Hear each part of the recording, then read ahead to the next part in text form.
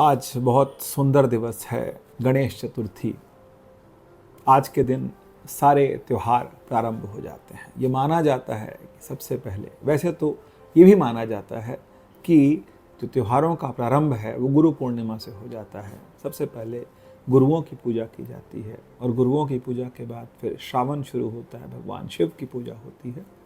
और भगवान शिव की पूजा होने के बाद फिर जब श्रावण खत्म होता है, रक्षाबंधन के बाद जन्माष्टमी आती है और जन्माष्टमी के बाद फिर जो है हमारा ये चतुर्थी का दिन आता है। इसके बाद राधा अष्टमी आती है, फिर श्राद्ध पक्ष शुरू होता है, फिर नवरात्रि आती है और नवरात्रि के बाद फिर दशहरा, दशहरा के बाद कार्तिक मास, कार्तिक के इस पावन मास के अंदर सभी दिन हमारे हिंदू बहन भाई सभी इसको बहुत उत्साह से मनाते हैं।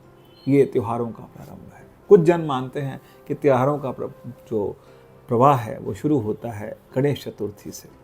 तो गणेश चतुर्थी पर आइए भगवान गणेश जी की स्तुति करें और भगवान गणेश के बारे में जानें कि यजुर्वेद, ऋग्वेद, ये पुराने वेद जो हैं ये गणेश जी की स्तुति किस प्रकार करते हैं। ओम गणानान्त्वा गणपतिम हवामहे, प्रियानान्त्वा प्रियपतिम हवामहे, निधिनान्त्वा निधिपतिम हवामहे, वसो मम अहम जानवी गर्दभम त्वम जासी गर्दभम। अर्थात कहना क्या चाहते हैं, इसको जब आर्य समाज के हिसाब से सुनते हैं तो सुन के और भी अच्छा लगता है। वो कहते हैं कि प्रकृति में जड़ और जीव सब में प्रख्यात पदार्थों का स्वामी और पालनहारे हे गणेश जी, हे ईश्वर, इस गणों के पति, गणों के मुखिया, गणों के अग्रज जो हैं, उस ईश्वर को मैं प्रणाम करता हूँ। वो ईश्वर मेरे हृदय में वास करे। और जब हम अपने शास्त्रों के हिसाब से हम इनको जब समझते हैं तो बोलते हैं कि परम ब्रह्म अनंत अज्ञेय अद्वितीय अनंत रूप अच्युत एक सर्व जगत के पालक हम आपको प्रणाम करते हैं।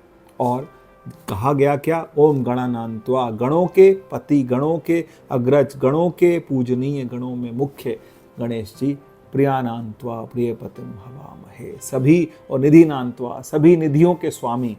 हवामहे का मतलब होता है हम आहुति प्रदान करते हैं अपने मन की, बुद्धि की, चित्त की, अहंकार की आपके चरणों में कि हे ईश्वर हमारा कल्याण हो, इस समस्त जगत का कल्याण हो। क्योंकि गणेश जी की पूजा सर्वप्रथम मानी गई है, क्योंकि वो गणों के पति हैं, गणों के अध्यक्ष हैं। तो गणाध्यक्ष का मतलब क्या है कि ये सबसे पहले पूजे जाते हैं।